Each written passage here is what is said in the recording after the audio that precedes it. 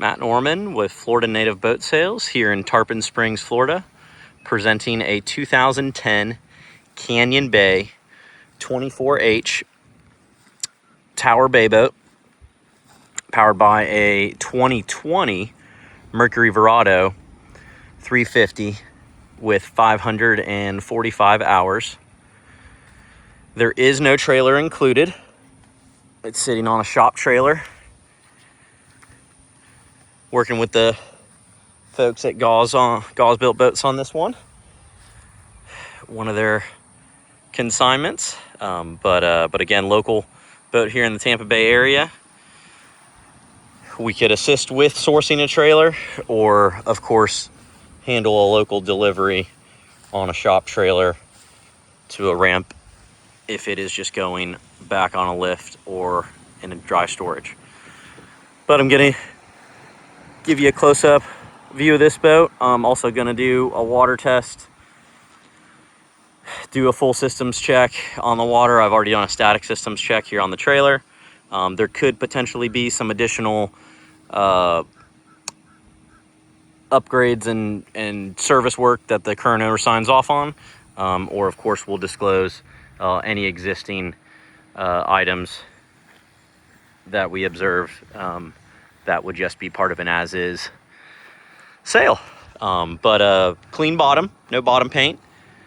Very limited as far as really any dock rash or bottom rash. I got some still photos of just a few minor things, but you know, overall it's some small little stuff like that throughout the boat. So again, overall pretty clean boat. Again, 2010, so we're now at 16 years old, and so for factoring that in, I would say very much overall clean boat. And remember, a 2020 350 Verado, 545 hours. So, you know, it's been used. But again, very, very new power. This 24H, I would think the H stands for hybrid. I really think it's ahead of its time, you know, in 2010, well before a lot of hybrid bay boats started popping up. But where I think we're talking about hybrid here is an open layout in the back with a decent, again, above the knee, a decent freeboard and cockpit depth to where it fishes much more like a center console. It has a flat transom all the way across, you know, no aft casting decks. Of course, it's a wide cap ring deck to where you could absolutely throw a cast net up here.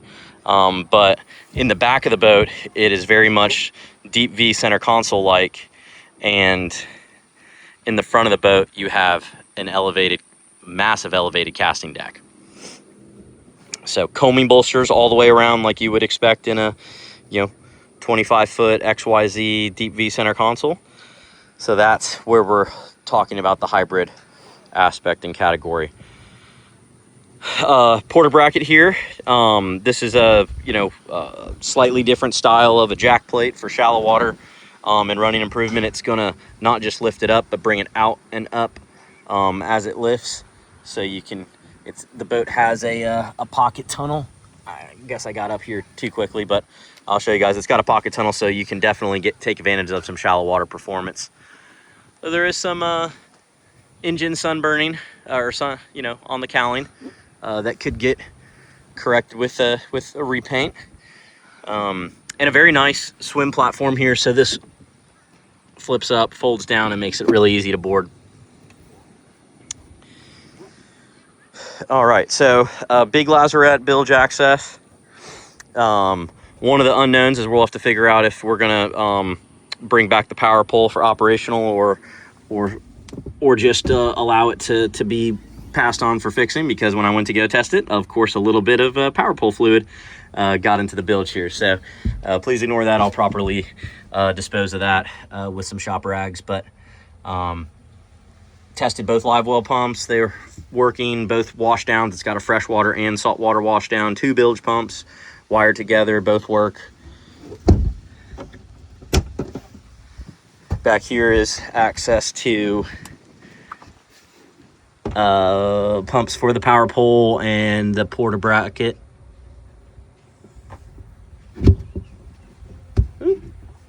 So again, yeah, we can see the low fluid there on the power pole. Let's close that B up in there so he doesn't get me. Big leaning post live well. So got a couple dock lines in there, but take a look. Nice oval shape. Nice clear lid so you can keep an eye on baits and let natural light in. Got the overflow channels right here. It should pressurize up though and really eliminate splashing. Upholstery's in great shape. I'd say it's either been redone over the years or just kept very nicely.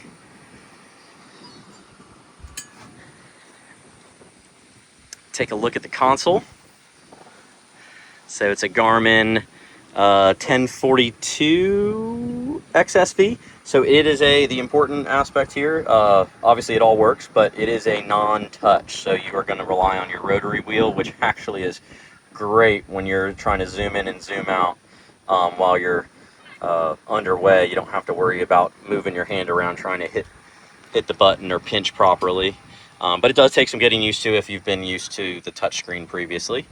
VHF radio probably needs to get worked on. The LCD screen looks to be shot. Gauges look great. Again, they're probably replaced with that Repower in 2020, showing the hours. Tilt helm. Control right here for the porta bracket. Your switches are all labeled. All the important lights work, the important pumps work. There might be a courtesy light or two out. I can go into detail on that in the description once we finalize if any of this stuff's going to get replaced, but it's like a livewell light and rogue courtesy light. Underwater light also was in op. Lenco trim tabs working as they should. Again, we talked about the power pole is in op at the moment. Cup holders, little catch-all caddy tray, and take a look at the access here. Pretty good access. This is going to house your 2 house and starting batteries, the power steering pump from Mercury, and also on the back side, this is our one of the freshwater washdown spigots. Batteries were replaced in May of 2024, or that's when they were produced, so summer of 24 was most likely when these batteries were put in here. So relatively new batteries. Painting up here, it's a Key West style hardtop. 4 anodized aluminum rocket launcher rod holders out the back. VHF radio antenna. Looks like a little mister system, which is pretty sweet. Did not, that might be in op at the moment. Freshwater worked, but I flipped every switch and I did not get misted off nicely. So might need to look at that. You have access to the tower on both the port and starboard sides via the steps right up there. Again, all anodized aluminum pipework. This either was a factory install or a very, very clean aftermarket install. I don't see any stress cracking or major signs of wear with regards to the tower at all. Audio works, I've tested that. The tower folds down because it is what we would call a Marlin tower, where you are standing on top of the Key West hardtop. There is non-skid up here, and a full cage that will house 2 adults, no problem, with more rod holders, and a whole set of controls. Full set of controls, another 10-inch Garmin, duplicate Garmin, access to your trim tabs, another tilt helm, push button start stop, your porta bracket. So really all of the conveniences downstairs are available upstairs, in addition to a little glove compartment. Upholstery looks like it's in great shape up here. But again, something to keep in mind is you would need to, for trailering the boat, this does need to go in this down position. There's nice little stanchions that will hold it, and you can strap it and lock it down. There are spreader lights up here too. Nav lights confirmed work. This rigid light bar is currently in op. but looks to be in all right shape, so you might be able to fix it up. Something we can talk about. Let's take a look at this forward deck. Again, I think really ahead of its time. I do need to confirm if there are cushions. At one point there probably were. There are snaps right here. That looks like you could have a full cushion spread and some seating up here where you're still kind of in the boat. And it also allows for a 2-step up to this deck, right? So you're not having to make one giant step up, and a lot of storage volume up here. So we'll go through each hatch, starting with the starboard side. This one is going to be set up to be able to use for stowaway rod holders, in addition to the finished boxes, but you have those rod racks there. Little gasket coming off apart, no big deal. Address that easily. Here is center hatch that's housing the 3 LiFePO 4 lithium-ion trolling motor batteries. So these are 3 12 volts that are 100 amp hour rigged in series, so should have plenty of plenty of power and juice for trolling motor system. Onboard charger here for that. There is a chance a trolling motor conveys. Again, took advantage of an opening to get this boat shot and was a little ahead of all pieces of information, so stay tuned for the description or some additional photos that will showcase the trolling motor if there is one that conveys.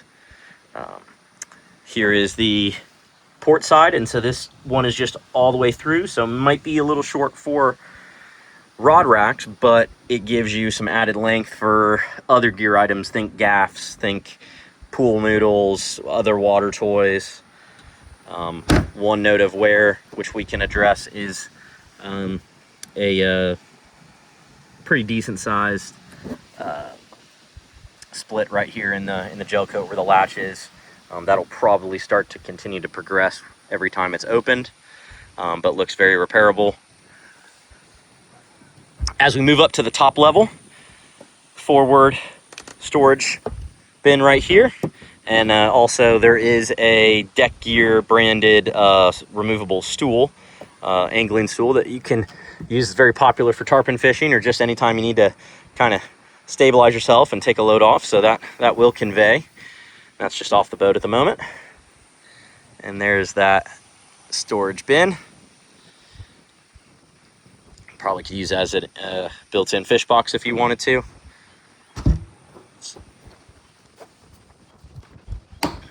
And then all the way up front here is water fills and a forward live well. So dual hatch setup, so you can just open this guy to use a bait net and just grab baits, or we can open it all the way up if you're dumping a cast net directly into here. Great for when you're power pulled down, don't need to run all the way back to the boat, grab some more chummers, grab some baits, you're fishing off the front, and you can just quickly access baits easier. It is important to note there is a little cracking right here, which can get assessed, and I'm sure potentially repaired if it is deemed needed. But it does look like a potential stress crack from over time of use of the well. All right, all the way front here is your quick release bracket for what looks to be set up for a Minn Kota iPilot trolling motor, and your anchor locker. A little bit of wear and tear from probably an anchor banging around in here over the years. It is just a semi-finished locker anyway, so some minor cosmetic gel coat and fiberglass work could be done for a discerning owner, but you could probably also just continue to let it ride. Non-skid's a diamond finish, nice and aggressive, so should do very, very well with traction on wet decks. And here's a shot of that fold down tower, making it really easy to trailer. Again, 2010 Canyon Bay 24H hybrid bay boat, 2020 Mercury 350 Verado, 545 hours. No trailer. We should be priced competitively to the condition, to the repower, and to the lack of trailer. Again, please don't hesitate to reach out with any questions. I am Matt Norman with Florida Native Boat Sales. We'll see you on the water.